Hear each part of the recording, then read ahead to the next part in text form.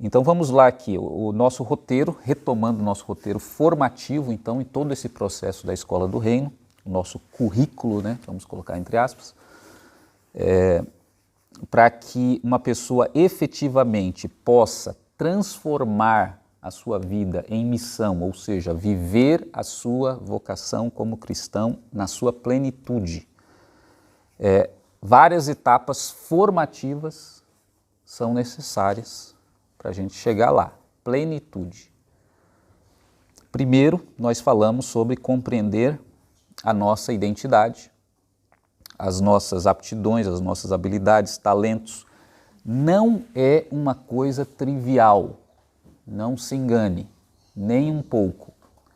Isso exige autoconhecimento e o autoconhecimento, às vezes, é um dos conhecimentos mais difíceis para a gente conseguir ter, porque exige reflexão sobre nada que está escrito em livro algum, porque é sua vida, a não ser que alguém já escreveu sua biografia, mas geralmente quando escreve é porque você já não está mais aqui, né? Então você só tem um livro para ler para aprender isso, que é você mesmo. E aí, como não está escrito em palavras, aí está a dificuldade, por isso que eu digo que não é trivial. E você vai precisar de uma ajuda de Deus também para entender esse livro que é você. Segundo, então isso aí é um primeiro passo formativo que a gente tem que encarar para a gente viver a nossa vocação. Segundo passo, compreender a missão do reino de Deus. Porque essa lição, como eu disse, essa missão tem que estar alinhada, a nossa missão tem que estar alinhada com essa missão do reino, se você é um cristão, se você professa essa fé. Isso também não é trivial. Compreender a missão do reino. Primeiro, porque exige a gente conhecer um pouco desse livro aqui, né? E aí a gente já sabe todas as dificuldades em se aprofundar, em conhecer, né? E por aí vai.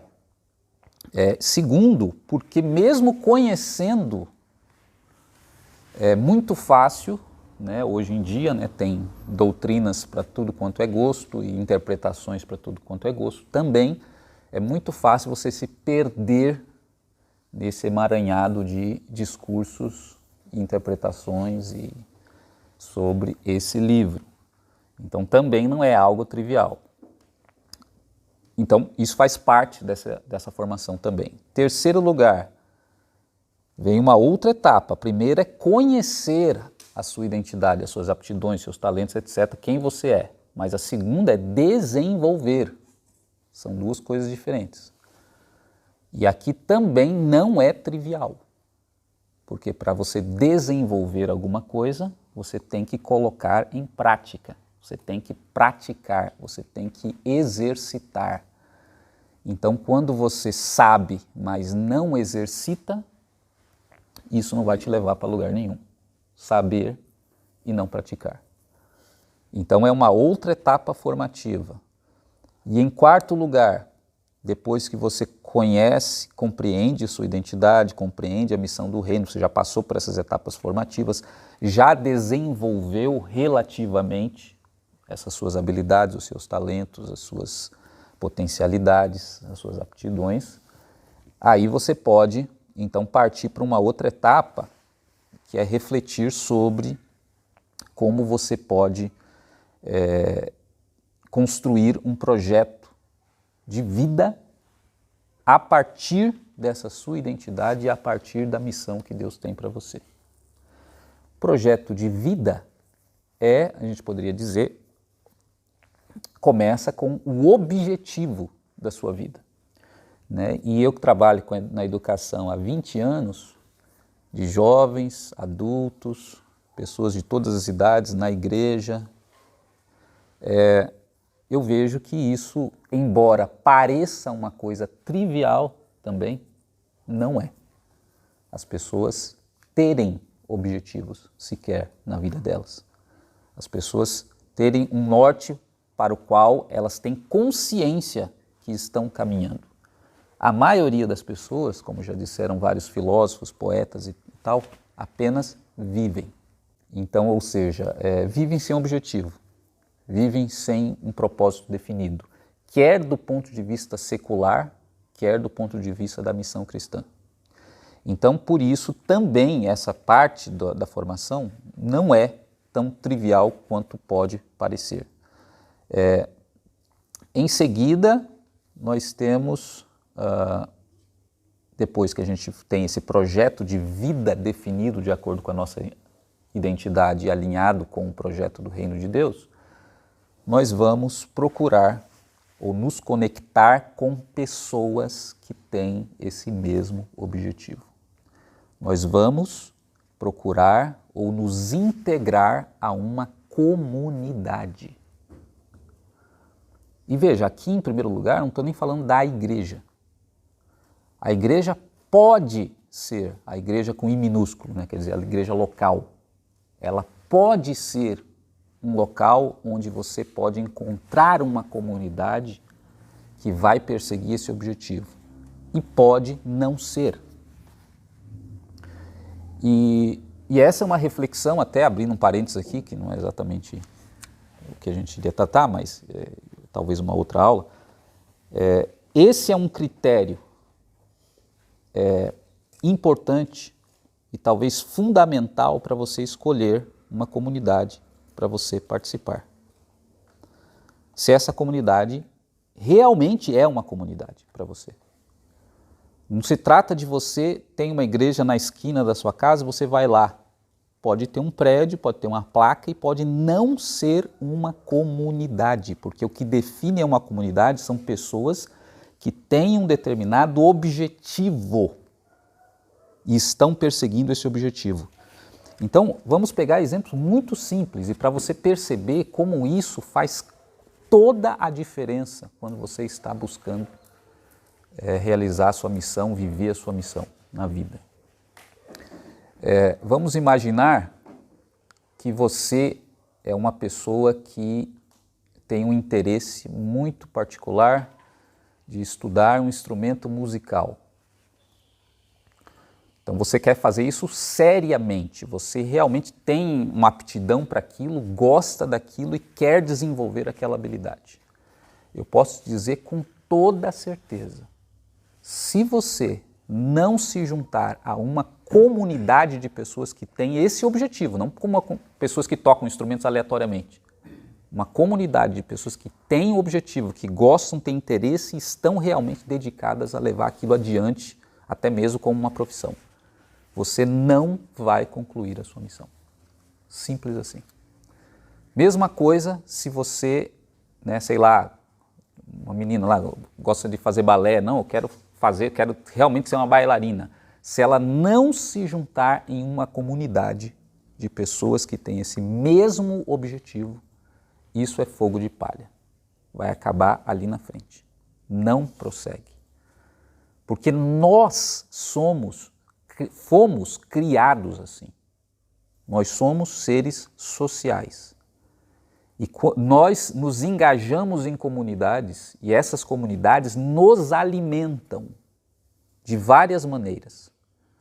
Quando você lê na Bíblia falando que na comunidade cristã, na igreja, um edifica o outro, um ajuda o outro, um anima o outro, um carrega a cruz do outro, isso aí não é uma coisa que está limitada somente à experiência cristã.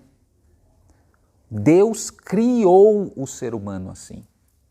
E por isso que quando as pessoas excelentes em qualquer área que você pode imaginar, seja na música, na dança, como eu falei aqui os exemplos, ou qualquer outra área, você pode ter certeza que elas estão engajadas em alguma comunidade de pessoas que fazem a mesma coisa que elas. Se é um atleta, com uma comunidade de atletas. Se é um músico, uma comunidade de músicos e assim por diante. Porque não saberia dizer para vocês o que acontece além do natural, no nível psicológico, cognitivo, ou até talvez que tem uma coisa espiritual ali, que conecta aquelas pessoas e faz com que elas consigam ir mais do que elas iriam sozinhas. Então, por isso que eu digo, quando a gente encontra uma comunidade que as pessoas estão querendo aquilo realmente, por exemplo, viver a sua missão do reino de Deus integralmente na sua vida, no seu trabalho, em todas as áreas, inclusive aqui nesse templo. É nesse momento que eu entendo que se efetiva plenamente, com toda a integralidade, aquele versículo, onde estiverem 2 ou 3. Porque às vezes a gente usa esse versículo para tudo. Tem 2 ou 3 aqui, então Deus está presente. Eu não acredito nisso. Eu acredito que onde estiverem 2 ou 3 reunidos, como é que fala o versículo? Em meu nome, e aí que está o grande segredo da questão. Porque reunidos verdadeiramente no seu nome não quer dizer o que você está dizendo que está ali. Eu estou aqui por causa de Jesus. O fato de você dizer não quer dizer que é verdade. Então você pode ter 10 pessoas, 15, 20 que estão reunidas ali, mas não estão reunidas em nome de Jesus, apesar de estarem dizendo que estão. Isso tem que ser, para se tornar uma realidade, tem que ser a realidade de cada uma das pessoas ali. Não o que elas dizem somente. Então, reunir em nome de Jesus, quer dizer, as pessoas realmente estão buscando aquilo de todo o coração. Elas não estão ali de corpo presente. Elas realmente estão querendo fazer daquilo a missão da vida delas. Aí tem algo diferente que acontece. Aí há uma manifestação diferente que acontece, que eu entendo que é o que Jesus está falando ali. Ali eu estarei. Ali algo diferente vai acontecer. E esse é o grande desafio, de você ter essas pessoas, essa comunidade. E por isso que a escola do reino não pode ficar restrita no tempo e no espaço. Porque às vezes, você precisa dessa comunidade sendo alcançada por amostragem. Muitas pessoas para conseguir tirar dali poucas pessoas. Se você tem poucas pessoas, a probabilidade de não ter nenhuma é grande. Então a gente precisa expandir o nosso público-alvo para que a gente consiga pelo menos 12. Quantos seguiam Jesus? Milhares de pessoas estavam ali, mas quantos caminhavam mesmo com aquele propósito? Eram 12 de milhares. De milhares. E aí acontece algo diferente, esses homens mudaram a história da humanidade. Onde estiverem 2 ou 3, ali eu vou estar presente, ali vai acontecer algo sobrenatural realmente. E o que eu estou dizendo é exatamente que até do ponto de vista secular, quando isso acontece, algo diferente também se manifesta nessas comunidades de pessoas que se juntam com um propósito e realmente estão buscando aquele propósito. Então, por isso que a etapa final aqui da nossa Escola do Reino é a gente ter uma comunidade de pessoas que estão buscando isso, que pode ser de 2 ou 3. É o que eu tenho dito para os irmãos da liderança ali. Deus não precisa de mão de obra. E nem eu. Aqui na igreja falando especificamente. Os irmãos que estão participando da liderança não estão participando porque eu preciso de ajuda. Ou porque, muito menos, porque Deus precisa de ajuda. É um chamado. É uma oportunidade que Deus chama. Mas é melhor, eu afirmo isso com toda certeza, eu ter 2 pessoas junto comigo que estão buscando realmente, do que eu ter 10 ou 20 que não estão buscando realmente. É muito melhor ter 2 pessoas, ter 3 pessoas, e que Jesus se faz presente de verdade. Então não precisa ser uma comunidade grande. Uma comunidade, por definição, são 2 pessoas, no mínimo. Se você tem essas 2 pessoas, você tem tudo o que você precisa. Eu compartilhei com os irmãos um texto agora não me lembro a passagem, a referência bíblica, mas era de Jonathan e o servo dele, numa determinada batalha, a batalha estava perdida lá em Israel, Saul, que era o rei, e aí Jonathan foi o único que acreditou. E ele e o servo dele. E eles pegaram e foram os dois entrando dentro do exército inimigo. E eles foram lá dentro para falar com os caras, só os dois, porque eles eram os únicos que estavam realmente acreditando na ação de Deus. E ele foi lá e Deus fez acontecer e a vitória apareceu. 2 acreditando é melhor do que 20 que não acreditam. Muito melhor. Então, essa é a parte final, então, desse desenvolvimento. Você encontrar uma comunidade e, às vezes, eu digo para você, dependendo da especificidade da sua missão, a gente vai tentar chegar nesse ponto aqui de ver a especificidade da missão de cada um, você pode ser que tenha que procurar outras comunidades. Essa aqui pode não suprir você. Estou falando de igreja, estou falando de uma comunidade de pessoas que também estão trabalhando dentro daquilo que Deus está te chamando para trabalhar. Então pode ser que numa comunidade pequena como a nossa, ela não seja o suficiente e você tenha que buscar, e não tem nada de errado com isso. E você pode continuar, inclusive, congregando aqui conosco, mas por fora, tendo uma outra comunidade que você trabalha. Isso vai fazer diferença total na sua vida. Então, esse é o roteiro formativo da nossa escola do reino, do primeiro passo até o 6º passo aqui. E nós vamos passar então por cada uma dessas etapas durante esse ano. E a etapa permanente é essa etapa das comunidades. Depois que a gente tem todos esses passos já desenvolvidos, o que sobra é o quê? A sua comunidade específica e seus encontros periódicos. A comunidade, para ela existir, você tem que estar junto com ela. E para você cada vez mais desenvolvendo e aperfeiçoando aquilo que você já entendeu que faz parte do que Deus te chamou para fazer nessa vida. Então, está aí o roteiro todo, e hoje eu queria só conversar com vocês. A gente vai terminar 10h45 hoje. Eu queria conversar com vocês sobre alguns conceitos aí teológicos, filosóficos, que são necessários. Como já disse, a Escola do Reino é prática, não é teologia, não é um estudo bíblico, é prática. A gente está assumindo que a maioria de vocês aqui já sabem muitas coisas pela experiência cristã de vocês e também coisas que já foram ensinadas aqui em outros cursos de formação anteriores. Então a gente vai assumir isso, mas mesmo assim eu quero partir disso, só pegar um panorama geral hoje, para daí a gente seguir para o aspecto mais prático. E esse panorama tem a ver então com essa questão do propósito. Propósito. Realizar a sua missão na vida, quando a gente fala sobre isso, missão do reino na vida, nós estamos falando do que muitos chamam de propósito de vida. Propósito de vida. Eu procuro evitar algumas expressões mais desgastadas ou que é usada em outros contextos, como essa expressão, por isso que eu não uso muito, mas basicamente eu tenho que dizer para vocês que é isso. A missão no reino ou propósito de vida pode ser entendido como sinônimos. Tá? Então, sobre o propósito, o que é isso, em primeiro lugar?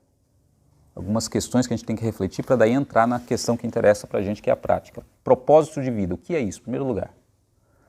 Segundo, as pessoas têm realmente um propósito de vida individual? É uma pergunta.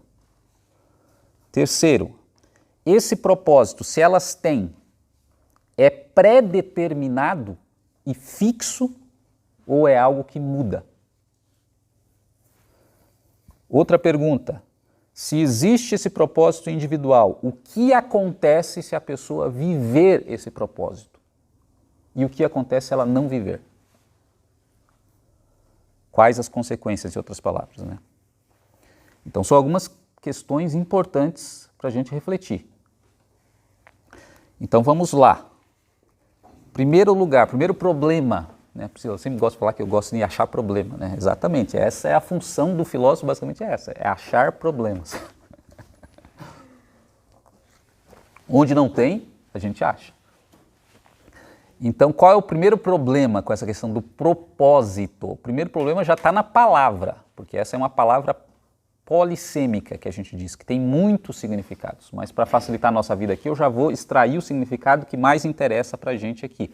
Propósito, no sentido que a gente está usando, é a razão de ser, a razão da existência de alguma coisa. Então vamos pegar uns exemplos muito práticos que vocês vão me ajudar.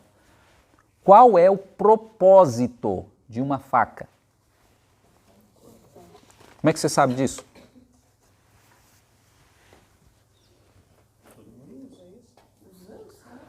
Ó, o que Samuel falou, ele apelou aqui para um critério de uso. Ele observa a realidade e vê a maneira como aquela faca está sendo usada pelas pessoas. Todo mundo está usando para cortar. Então esse é um critério que ele pode adotar para definir o propósito da faca. Mas todo mundo usa a faca para cortar?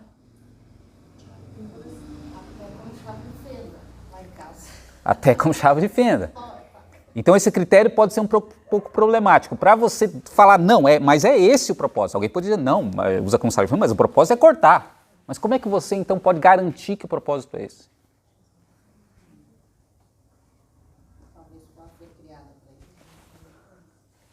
Porque nós sabemos, primeiro, quem criou, foi o próprio ser humano, né? E sabemos a intenção da pessoa que criou a faca. Que criam até hoje, ela continua sendo criada. Aí você vai na indústria da faca, hoje é uma indústria, não é uma pessoa. No passado era um indivíduo lá, um engenheiro que criou. Mas a indústria da faca, você pergunta lá, qual é a intenção de vocês em fazer esse objeto assim, assim, assado? Eles vão te responder. Ele é assim, o cabo é assado, a lâmina é assim, e não sei o que, e tem essa parte assim. Por quê? Porque o propósito dela é cortar as coisas. E cortar vários tipos de coisa, né? E vai mudando as facas. Mas veja, o propósito de uma coisa como uma faca é a razão de ser, a razão de existência. Qual é a razão de existência da faca? Cortar. E nós sabemos isso tanto pelo uso dela, mas principalmente porque nós sabemos quem criou e qual a intenção da pessoa que criou a faca. E a mesma coisa a gente pode aplicar para qualquer coisa. Navio, qual é o propósito, a razão de ser de um navio? O que vocês diriam? Um navio.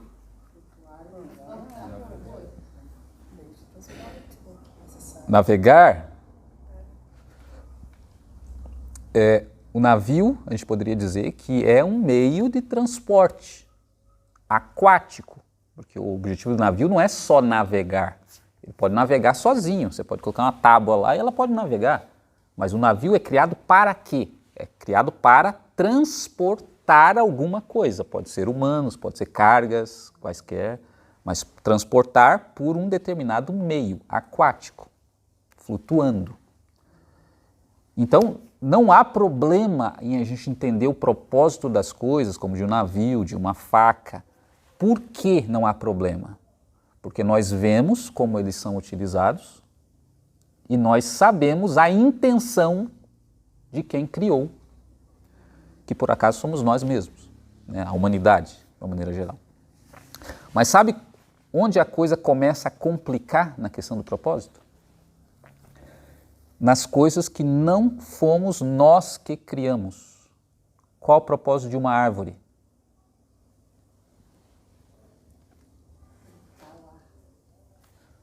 Purificar o ar, dar frutos. Veja que já começa a surgir várias hipóteses. A gente, na verdade, não criou a árvore. Não temos o manual de quem criou para saber por que criou ela desse jeito, daquele jeito. A gente pode especular sobre várias funções, pelo que a gente vê.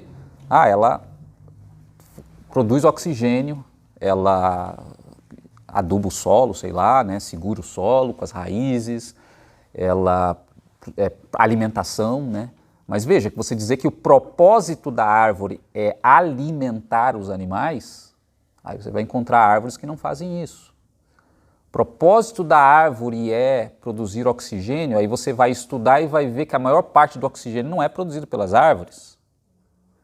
E aí você percebe como já começa a ficar difícil você definir exatamente o propósito de uma coisa que não fomos nós, seres humanos, que criamos. E aí como que é definido o propósito, então, num caso desse? É definido a partir de uma forma, é um propósito relacional, ou seja, qual é o papel da árvore no todo do ecossistema da natureza. Já começa a ficar mais complicado. Qual é o papel da árvore? Aí você vai dizer, o papel da árvore no ecossistema, para manter o ecossistema funcionando, ela tem uma importância fundamental, na verdade, não é nem de produzir oxigênio, nem de fazer alguma coisa no solo, nem de produzir frutos, ela mantém a temperatura do planeta. Esse é o principal papel dela, por exemplo, das árvores. Tanto que o problema do deserto, porque é tão frio, tão quente, é porque não tem vegetação. Né? E eu também não estou dizendo que é esse, eu estou só especulando aqui. Mas eu estou tentando imaginar com a cabeça de um pesquisador sobre esse campo. E aí ele pode chegar à conclusão, não, o propósito da árvore é esse, porque esse é o papel da árvore no todo. E basicamente é por aí que vai a análise do propósito de coisas que nós não criamos. Nós vemos o papel dessa coisa no todo. Só que a questão fica mais complicada ainda quando nós vamos falar sobre o propósito de alguém que não fomos nós, de algo que não fomos nós que criamos, e que não é como uma árvore, é um pouco mais complexo do que uma árvore, que é esse ser que nós chamamos de ser humano. Aí que a coisa fica complicada para falar sobre esse propósito. E por que fica complicada? Porque se a gente se perguntar assim, qual é o papel do ser humano no sistema todo, na natureza, no mundo, qual o papel dele? A gente sabe que cada animal tem um papel, as plantas têm um papel, os oceanos, a atmosfera tem um papel, mas e o papel do ser humano? A gente aprende que o ser humano foi criado para adorar Deus. Um dos propósitos. Isso, mas aí você já está apelando para o conhecimento do Criador. Vamos segurar um pouco essa questão do conhecimento do Criador e se perguntar assim, sem esse conhecimento de revelação, que é o que a irmã apelou ali, será que é fácil saber qual é o propósito do ser humano? Esse é o grande problema da humanidade. Se a gente for apelar para o papel do ser humano no todo, não é claro. Alguém poderia dizer assim, o ser humano é o ser mais inteligente de todos os animais, então o papel dele seria administrar tudo. A gente lembra do texto bíblico também, mas seria administrar tudo, mas uma pessoa podia pensar isso mesmo sem ter conhecimento do texto bíblico. Administrar a natureza, os animais, as plantas, tudo. Só que aí que vem o ponto. Tem pessoas, tem grupos de pessoas que vão trabalhar para preservar a natureza, o mundo. Tem grupos de pessoas que vão dizer assim, ó, tanto faz. E tem grupos de pessoas que vão trabalhar ativamente, destruindo a natureza. Ou seja, simplesmente pelo papel que a gente exerce no mundo, o ser humano, a gente não consegue ter nenhuma pista do propósito, porque se o propósito fosse administrar o mundo, então o que parece que está acontecendo é exatamente o contrário.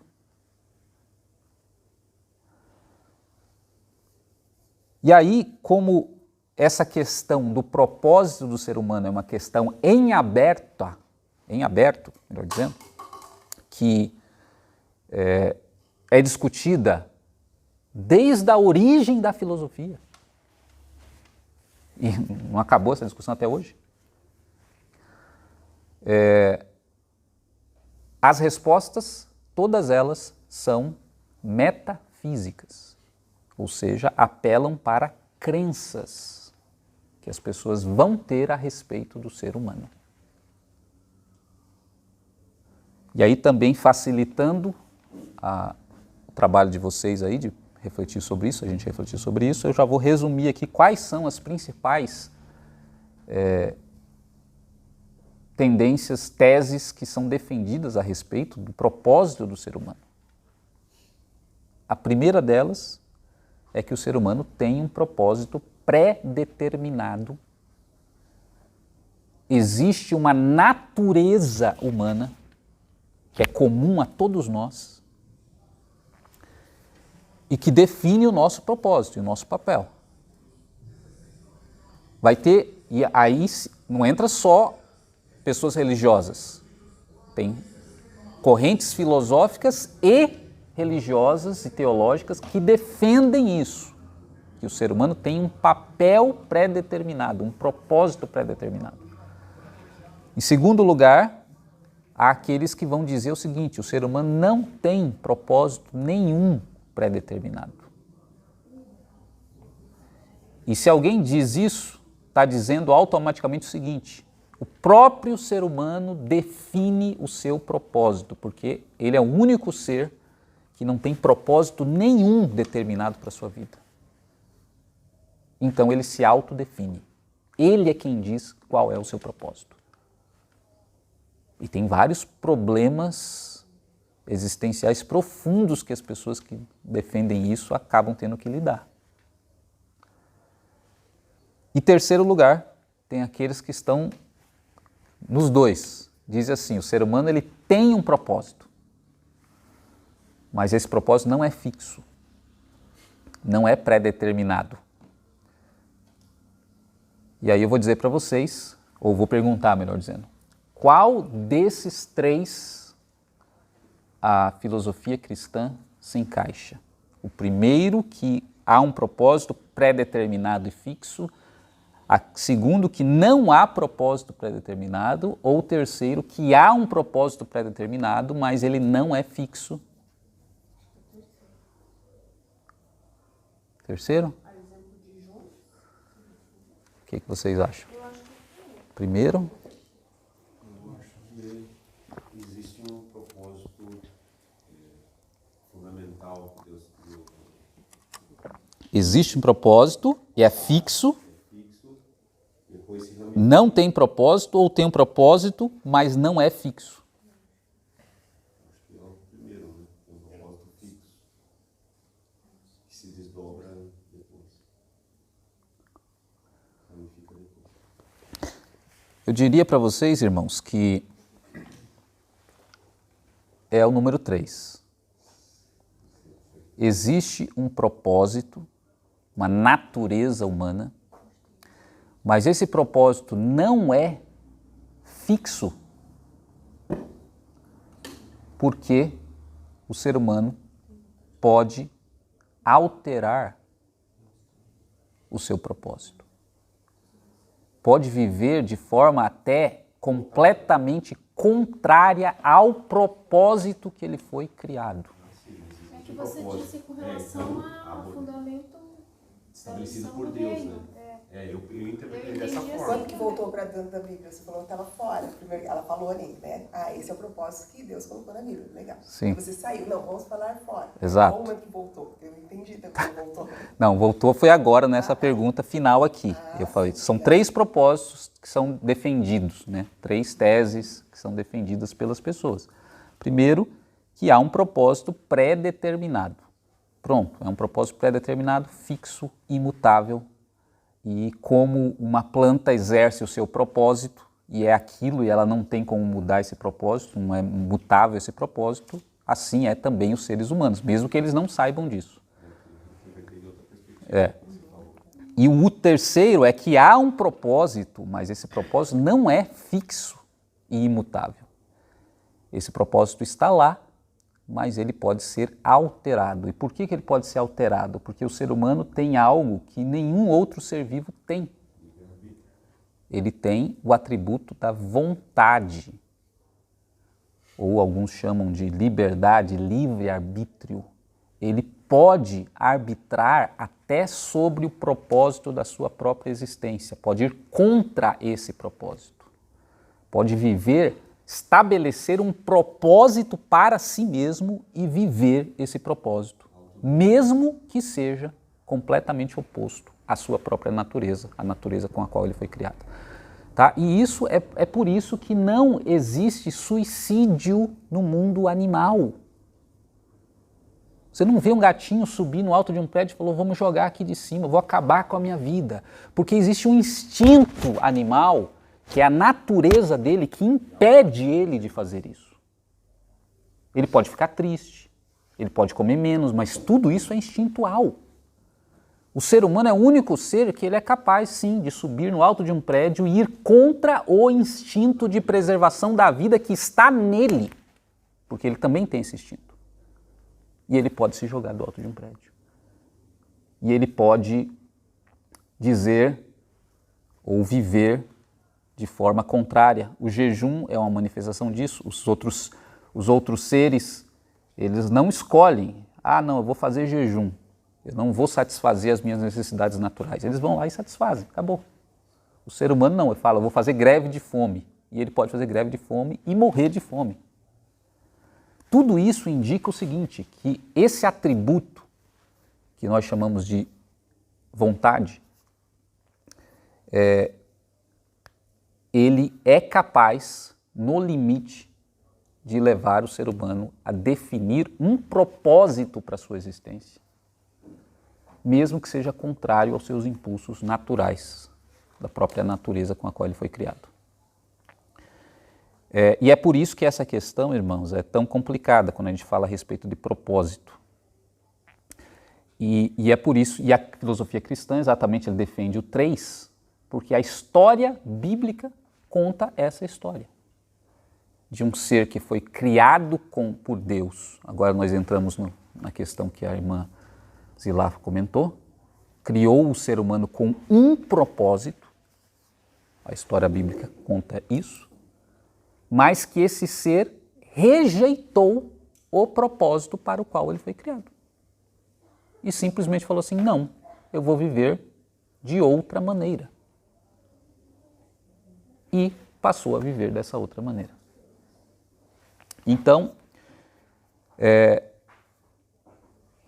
aqui a gente começa a falar sobre o propósito do ser humano da perspectiva cristã, que é o que eu quero entrar com vocês no domingo que vem.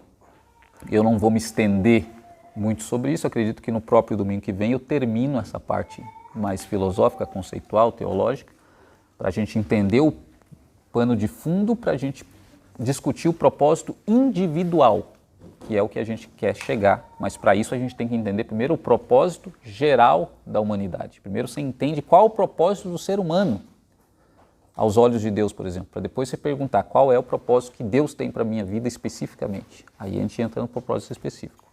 Tá? Então a gente faz isso, continua falando sobre isso no próximo domingo. E aí avançamos no nosso objetivo da Escola do Reino.